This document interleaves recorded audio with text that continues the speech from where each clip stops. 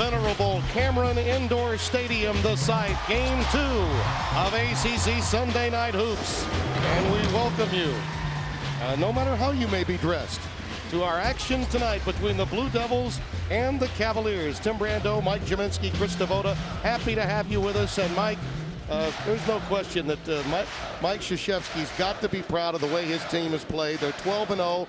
The margin for error is quite thin, but he has manufactured an unbeaten record to this point. Now that pass, and then a return to Cinder by Singletary.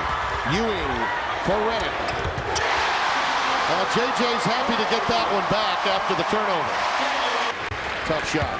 And Melchione, when they have Devin Smith on a screen roll up top, they're going to switch that, and Melchione did a nice defensive job.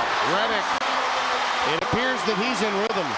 Mike, when he really warms up, it's generally in the transition game that gets him going, and then suddenly he starts hitting them from everywhere. Right, you're 45 seconds away from a TV timeout. Pete Gillen, though, has got to be worried about a little mini run by Duke here.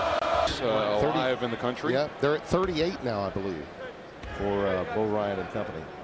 This is a game that has not been played at the free throw line. Now, that's only the 9th attempt combined. Let's take a look at some first half stats brought to you by Elone. And it's been a beautifully paced game, but this most recent 14-4 run from Duke. To score against Duke and to get it in the paint early, you don't have to worry about the landlord lurking nearby. Devin Smith opens the second half where he opened the game on the bench, and of course his ankle had been a concern. There's Redick. See, you know, when Sheldon Williams sets that screen, Elton Brown has got to step out because J.J. Redick's release is too quick. Brown a little slow reacting on the play.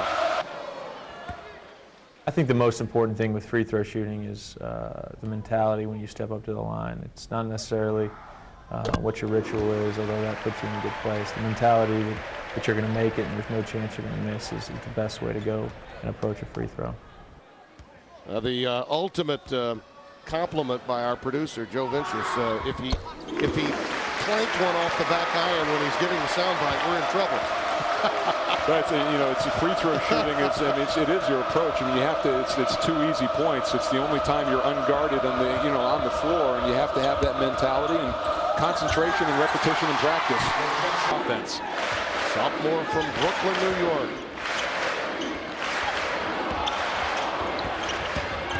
Redick right by Minter, a blow by. But you know, and again, that screen roll where you have Minter step out. Now he's coming off a knee injury and is not at 100%. Redick understands that and really attacked him off the dribble. Against Florida State, did a terrific job defending Sherrod Ford against Clemson in the second half. So he gives us an experienced front court player, a guy who can post defend, score a little bit, rebound. That's J.J. Redick hitting another tray. Now, when we have a chance to come to Blacksburg, we know we don't have to pick up the check for dinner. Thank you for being with us. We appreciate your time tonight, Coach.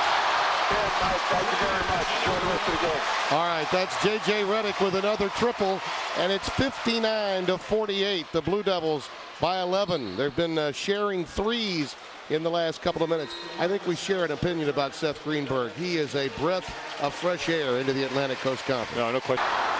He put Kane in a bad position by giving him a pass too far out. And Jason Kane just into the game a short time ago. There's Redick again. A three-pointer, largest lead of the night. Just your average 1-on-4. I feel good about myself right now, three-pointer.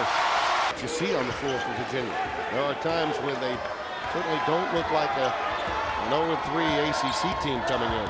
Redick, right past Soroye, and a timeout. Blue Devils lead by 12 with 2:50 remaining. That's some internal things going on. John Gilchrist saying in the second half that he had injured himself. That was the reason why he didn't play in the second half of the game with Wake Forest. I will tell you that his pride was certainly injured after the way he had played in the first half. And you credit Gary Williams in that situation, the coach stepping up. It's obviously his best player, and he decided to sit him down and not start him because of a missed academic assignment. That's a very important win, by the way, non-conference for Maryland against Temple. They'll come back against Temple. And Redick leaves the game Another outstanding performance for him. 26 on the night. Also point out with Redick, give Coach K credit, he gives him 53 seconds of rest here. The JJ leading the conference in minutes played right now, and that's just out of necessity. And number 2 in minutes played is Daniel Ewing. Yeah, he's coming out for a curtain call now because Dockery is fouled out. I don't even think he had a chance for a glass of water on the sideline that time, or a towel. And the Wolfpack coming off that win tonight in game 1 of our ACC Sunday night doubleheader. And Mike Krzyzewski takes his team to 13-0. Unbeaten in conference play. And Pete Gillen's club drops to 0-4, 9-5 overall. It was another outstanding performance for Sheldon Williams. 16 points, 11 boards, 1 block shot short of a triple-double. For Mike Jaminski, Tim Brando, and for Chris Devoda, we say so long from Durham, North Carolina. Tonight, Duke wins 80-66.